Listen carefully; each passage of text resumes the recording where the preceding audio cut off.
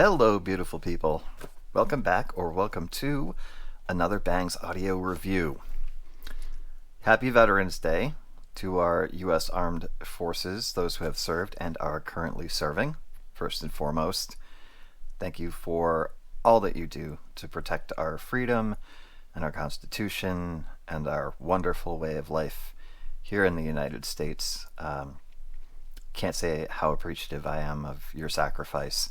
It's something that I don't know if I would have had the mental fortitude to do it when I was of age. Certainly don't have the physical capability of doing it now, which makes it even more important to me anyway. So thank you. Just wanted to say that.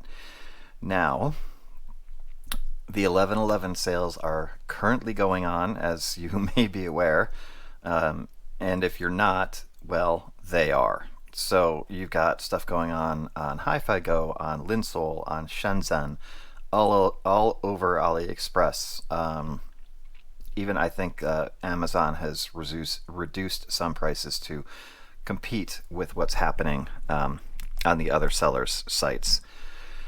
So, yeah, I am not a big participant this year in that. I did pick up a couple of more expensive sets prior to the sale, so trying to be somewhat responsible during the sale. But that does mean that the BVGPEM DMA, just going to say the DMA is on its way. Thank God, finally. That'll be mine. And as you guys picked in the poll question a couple of weeks ago, the Pen and Fan 3 is also inbound. So we'll see how that one goes. I'm really pretty excited about it. And just this morning, because I felt like I had to do something, I did get the Sivga Q for like $65 shipped. It was like $60 before tax, so that deal is out there.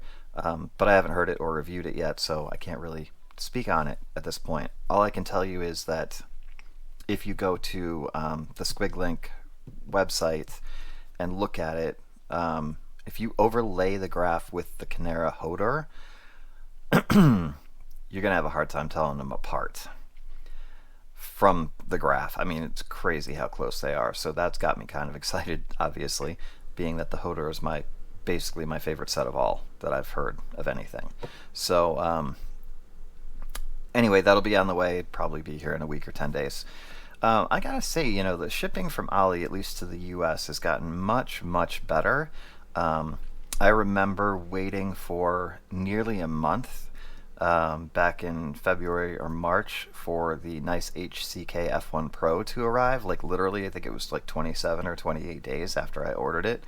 That's not happening anymore. Typically speaking, we're getting, or at least I am getting things within about a week, which is fine. It's fine. No, it's not 2-day shipping from Amazon or next day or whatever, but let's face it, the AliExpress sellers have the best selection of IEMs out there. So just saying, if you can wait a few extra days now, at least it's not a few extra weeks. Definitely well worth it. Speaking of shipping time, the YU9 or 9 Audio, YAN, Yan, is the set we're going to be doing today, and this took 6 days from order to door. So props. I'll link the seller. I think it was Gratituding, but anyway, whatever seller I got it from, I will link in the description. The set is not on sale for 11/11. In other words, there is absolutely no rush. When I purchased this a couple of weeks ago, or a week or so ago, it was a choice day sale, so I just used the $12 coupon, got it for $108. Regular retail price is $119, so I guess I got it for $107 plus tax. And yeah, so there's no like rush to just like grab this while the sales are going on, because it should maintain its price afterwards. It says it's on sale for $119 from $238. I seriously don't think that $238 is a real price, as we're kind of used to that. This is the box. That's it. It's plain black, open. Thank you.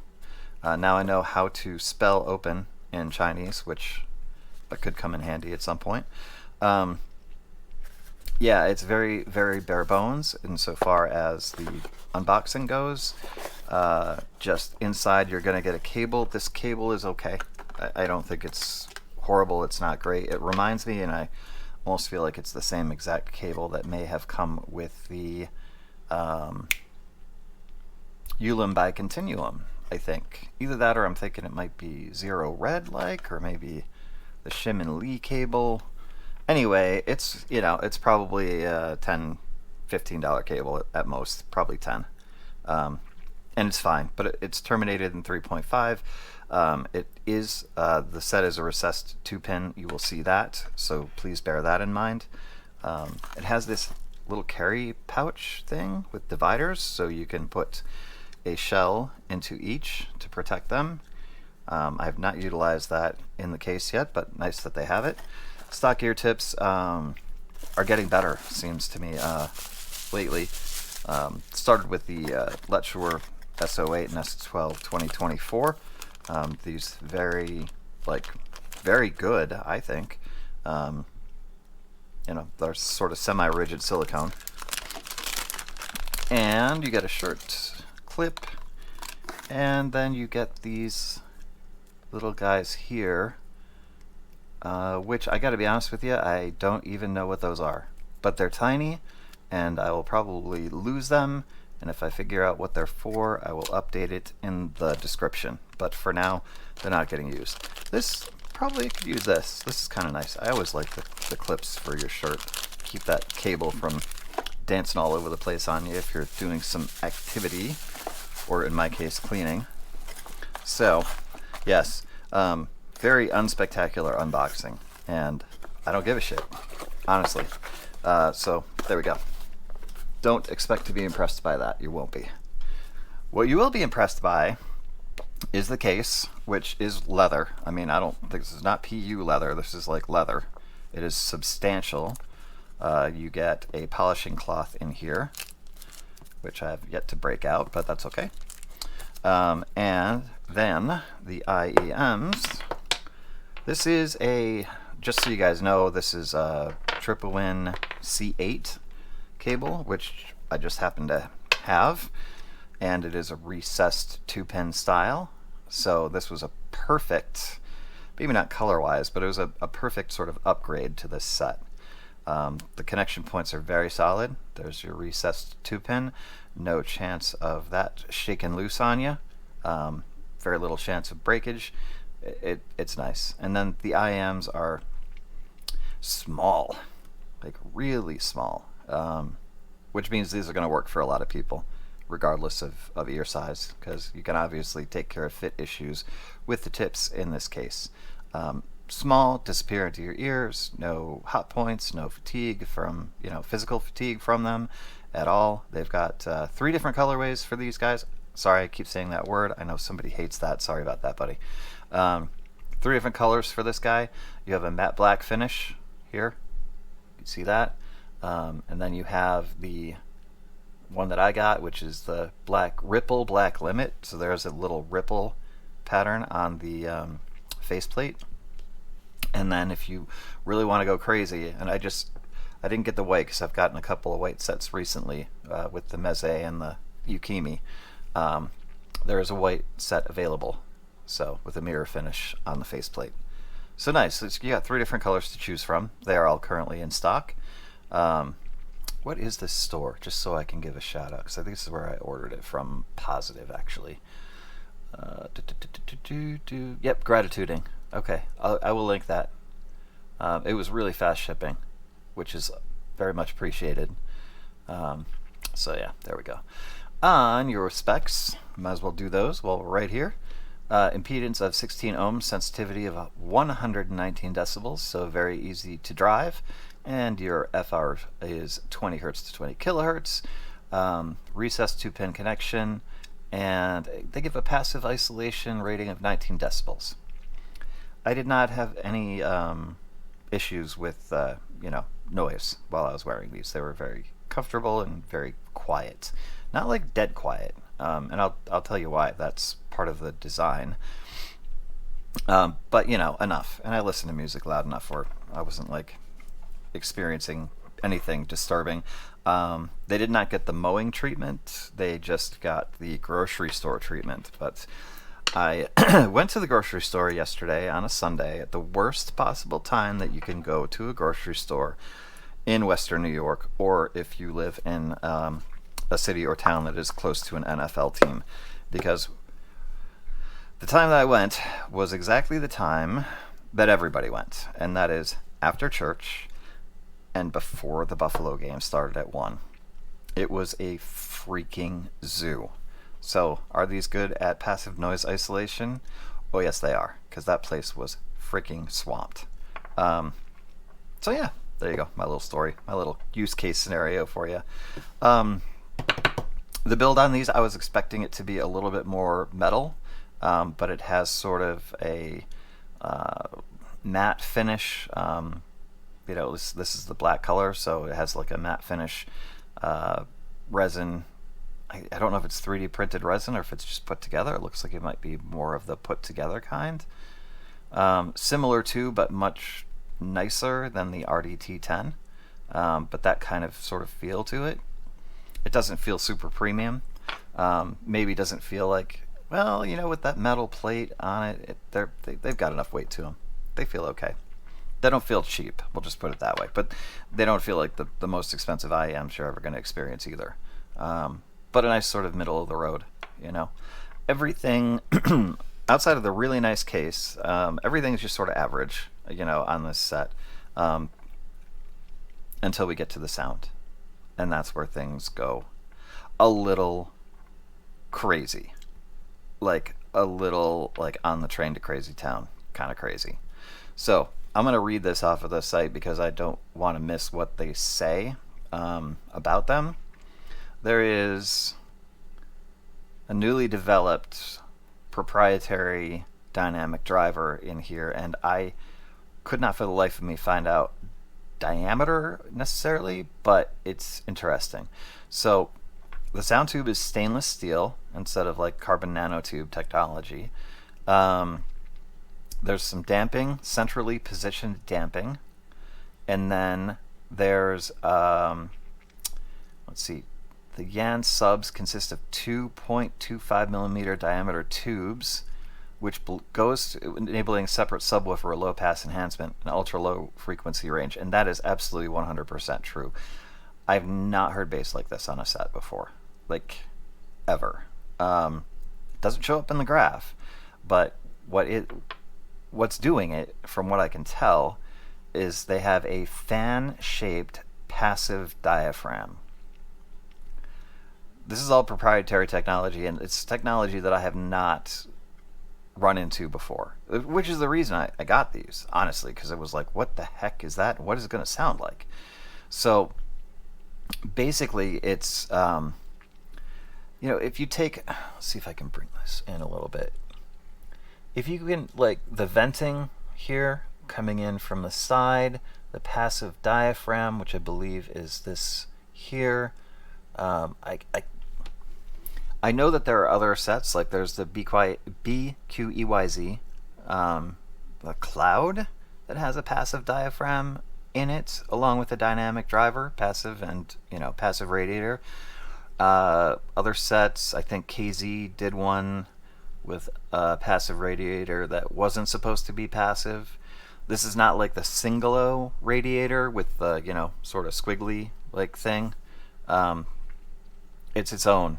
It's absolutely, wow, their graph actually matches mine. That's pretty crazy.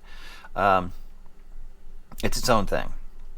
And I think what that passive radiator really does is it brings this enhancement and resonance to the set that, to me, is basically unmatched by anything that I've run into up to this point. I've never felt so much bass before. Now you could, okay, let's don't get nervous, okay? It doesn't mean that it's like vibrating like your head necessarily, or that it makes it uncomfortable, or that there's a bunch of bleed. I think that's what they did with the venting, is they were able to create this resonance, but then sort of control the resonance with the venting, if that makes sense to you. sort of makes sense to me. Um, if I bring up the graph on this, you're going to see like, yeah, okay, there's a hump. It's not shy, certainly not shy in the sub base here. Um, there's plenty of mid bass, so even though this perhaps might look like there's a bit of a tuck, there isn't. It's the resonance that happens. It's whatever is going on with that passive diaphragm, and I don't know if the graph doesn't pick it up because it's going out through the vent, like it's releasing some of that resonance, so it's not like. But for the life of me, I can't. The graph is good, like correct, I would say, from the mids to the upper mids and then the treble. I mean, but down here, this does not do justice to the amount of extremely high quality, extremely tactile, like haptic bass that is happening with this set. I've not experienced anything like it. That is what sets it apart. It is good. The ear gain, maybe shade aggressive, but not terrible, and a nicely extended treble. The other end of things here, this whatever they've tuned this to, in the mid to upper treble, the soundstage on this is immense. Immense in the sense of it being super deep. Like, it reminded me, it's like almost beyond the Anunnaki soundstage. Like, it's forever in there. It's got to be this proprietary driver technology in the passive radiator. Something magical is happening here. Something I have never experienced before. Something that I would say probably puts this set immediately into my top 5, regardless of price. And definitely, I think it's my number 1 value of the year. I think it's going to be. Just because of what it does so differently and so well. It's one thing to be different and be like not pleasant or not, enjoyable to listen to, like fatiguing, whatever. It does what it does so well that you just want to listen to it more and check the next genre or the next song or check a game or check a movie or check, you're like, wow, I wonder what it's going to do to this. Wow, wonder what it's going to do to that. And every time you do that, it's like, wow, I'm hearing things for the first time in some cases, I'm hearing details that I've never heard before. I'm hearing so much like micro detail retrieval along with the deep immersive soundstage, and then that bass,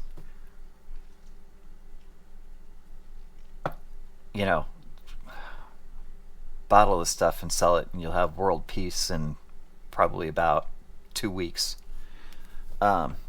It's crazy. It's just crazy how good these are. So could I go through strengths and weaknesses and songs and genres? Yeah, I could, but there's no reason to, because there wasn't a weakness to be found. The only thing that I could think that might not be for some people is if you are like sensitive to the ear gain region. If you can see here in 2 to 3K, it's not shy in any way, shape, or form. It is all out. It's coming at you. It is a vocalist, like if you like vocals, dream, because none of this gets shouty. It's forward, but not shouty. It did wonders for everybody's vocals, from Maynard to Adele to Billie Eilish to Courtney LaPlante to, Tommy Araya. Like, it doesn't matter who was singing or screaming. It just sounded great. So I guess that would be my only caution. If you are sensitive to ear gain, this might be a little bit much for you in that area, but the rest of it is so beautiful and so balanced and so interesting and so different. And I get, again, tactile. Like, you can feel it. It reverberates.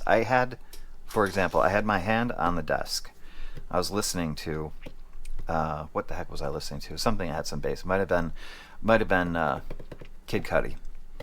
And I was like, oh my God, am I literally feeling the bass through my fingers onto the table, and I just had to like sit there and go, and I sat completely still, and I could feel it. I could feel the bass like literally coming through my freaking bones and like vibrating against the table a little bit. I was sober. Just okay, so this was tested on my prescribed pain medication, also tested on my prescribed marijuana, and also tested completely sober first thing in the morning. And it was just amazing. It didn't matter what sort of frame or state of mind I was in. I was just blown away. I was blown away. Is the set perfect? No, it's not. I'm not going to say it's the perfect set. I'm not going to say it's could it compete with things 2 or 3 times its price? Absolutely sure it could. Absolutely sure it does for some of the things that I've tried. But it's also different. And I think that may be part of the charm, is that it has its own, in a sea of hybrid IEMs or planar IEMs or DD IEMs or whatever, this stands out as something different. And that's why it gets my highest recommendation. And the price is good too. Don't forget about the forget about the accessories not being great and the cable not being great. The case is great. The IEMs are great. Well worth $119 every day of the week.